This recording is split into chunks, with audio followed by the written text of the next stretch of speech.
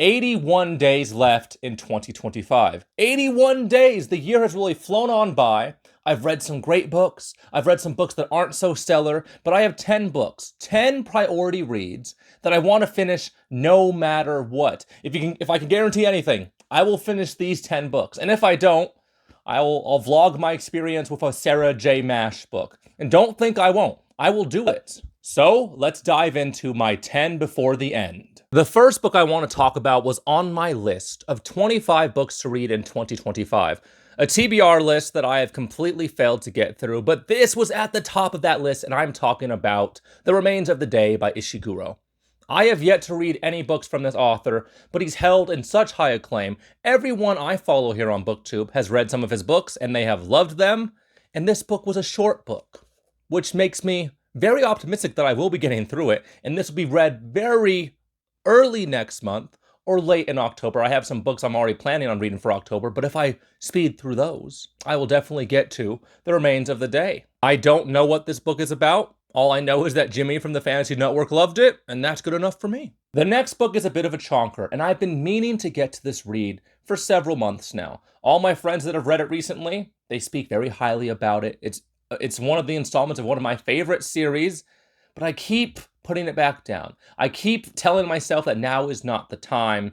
And after I heard that Wizard and Glass is basically all flashbacks, it's been so difficult for me to find the motivation to tackle the fourth installment in the Dark Tower series, a series I've loved. I've loved the first 3 installments. The series is getting better and better, and people are telling me that this is the best installment in the series, and yet I'm having so much trouble finding the motivation to tackle this book. One of the worst things about The Gunslinger, which is the first installment in this series, is the flashback sequences. I love a good flashback, but Stephen King has really been losing me on the flashbacks in this series, and I'm dreading it. Even though people are telling me that this installment may be the best one, I'm a little nervous, but I will get to this one very soon.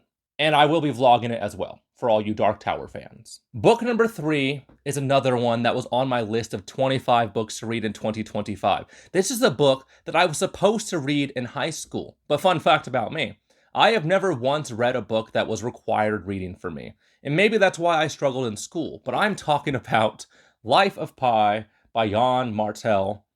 I know this book's about a young boy on a boat trapped with a tiger. I watched the movie, and I have some vague recollections about it. I know that this book is held in very high acclaim. A lot of people in high school were telling me that they enjoyed this book, that I really should be giving it a try, but I never did. But 2025 is the year where I'm going to make right that great wrong I did 15 years ago. Dang, it's been a long time.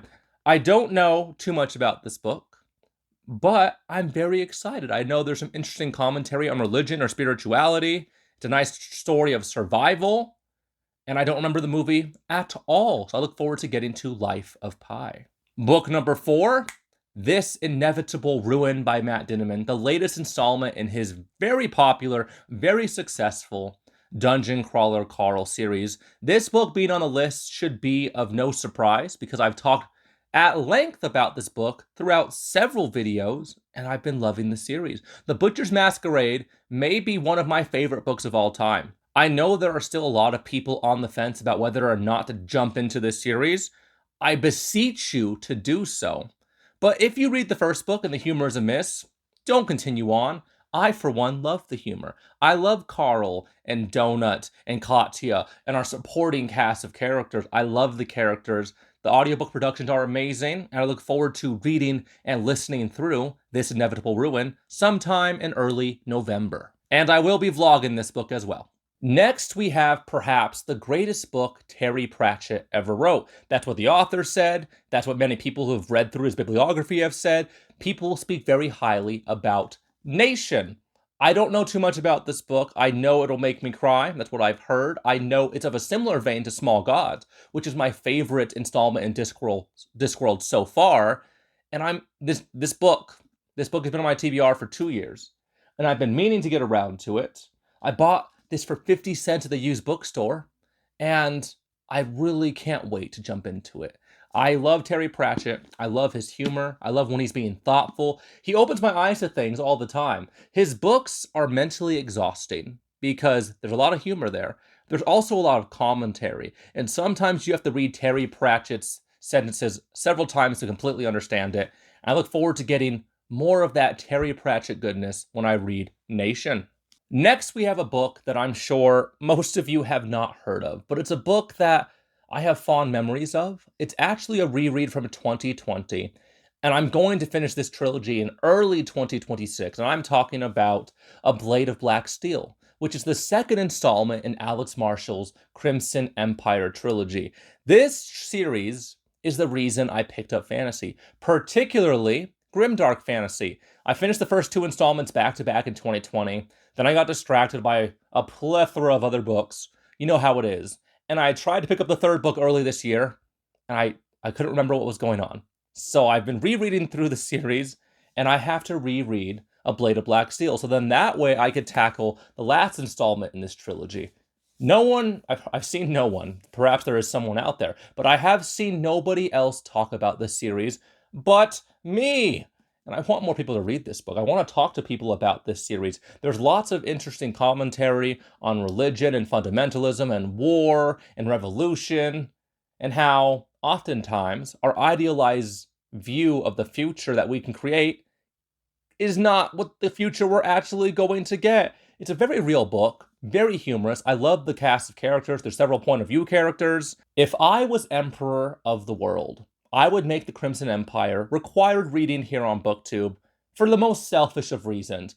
I don't know if the second installment will hold up. The first installment held up, but I remember enjoying the second installment even more. I look forward to coming back to this world. I look forward to being reunited with these characters. The Crimson Empire is the series that started it all for me. It's the reason I started BookTube. It's the reason I started reading fantasy.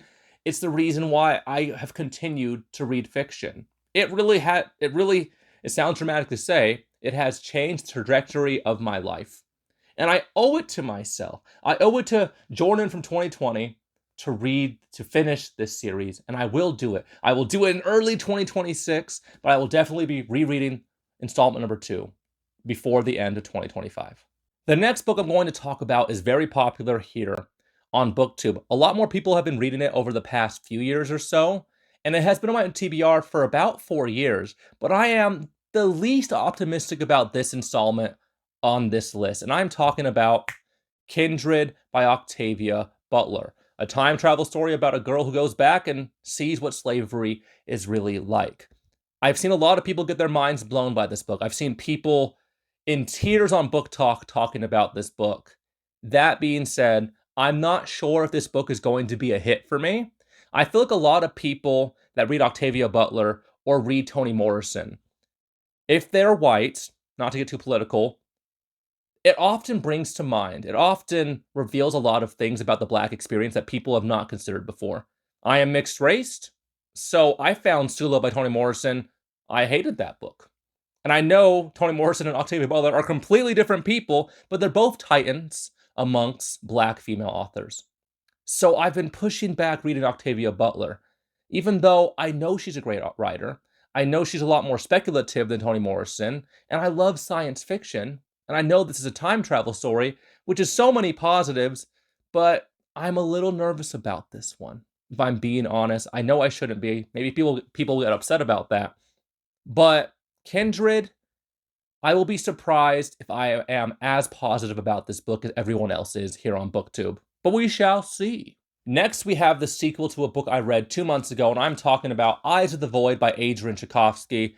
I love the first book in this series, Shards of Earth. It was pitched to me and Jimmy from the Fantasy Network as Mass Effect in the literary form. I must say, the series is nothing like Mass Effect so far. I've heard great things about the characterization, though I found the characterization in the first installment in this series a little lacking.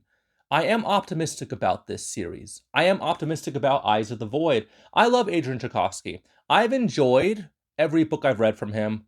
The worst I've ever been is, a little indifferent.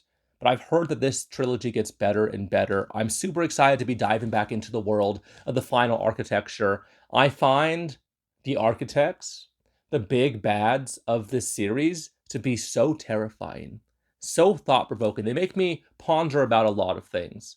The main hopes I have for this book is that I will fall in love with the characters. I've heard that this series has one of the best motley crews, and so far, I have been a little disappointed, but I look forward to seeing these characters grow before my eyes. I want these characters to feel like family, and that's what I'm hoping, that's what I'm expecting to get, but we shall see. Next, we have a classic, The Exorcist. I'm reading this book next, right after I finish Blood Meridian. My friends from the book club, they have been enjoying this very spooky journey. I have been hesitant because I don't mess with possession. I don't mess with that certain genre of horror. That's bad mojo. That's bad voodoo. I don't mess with possession stories. But my book club voted on it, so I am reading it. And I'm going to be finishing this book over the next 3 weeks, before the end of October. I'm a bit nervous. I don't even watch horror movies. Even though Stephen King is my favorite author, I don't really read horror. I don't really like being scared, but I've heard that this book's prose is very beautiful at times, and I've heard that the story is quite terrifying, and I'm ready. I'm ready to get scared at least once in 2025, but maybe this will make me put down horror for several months afterwards.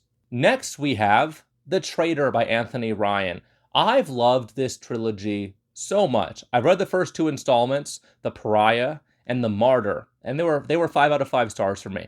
I've heard that The Traitor does not quite stick the landing, but even if this book is just mediocre, this trilogy will be in my top, maybe even 5 series of all time. I've really enjoyed the journey so far. I love Anthony Ryan's writing, I love his character work.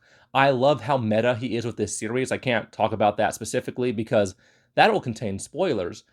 But in this trilogy, we follow Alwyn Scribe, and he is the witness to many historical figures doing world-changing, history-shaping things. Primarily, there's a lot of religious movements happening, and I love studying the history of religious fundamentalism and the births of religious movements, and this trilogy has a lot of that. So if you don't care about the dialogue and the discussions that center around religious movements, perhaps this series will be a miss for you. But it's very highly rated on Amazon. I rate it very highly. I look forward to seeing what happens at the conclusion of this story. And I've heard that there's another series that Anthony Ryan is going to be finishing up next year that takes place in the same world.